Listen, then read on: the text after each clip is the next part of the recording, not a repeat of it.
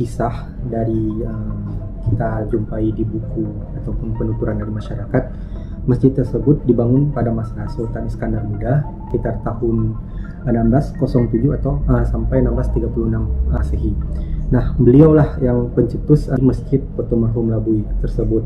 Nah, jadi masjid tersebut dibangun dengan cara gotong royong yang dilakukan oleh masyarakat pada saat itu, yang pengambilan bahan baku dari pembuatan masjid tersebut yaitu di daerah Lawung sendiri.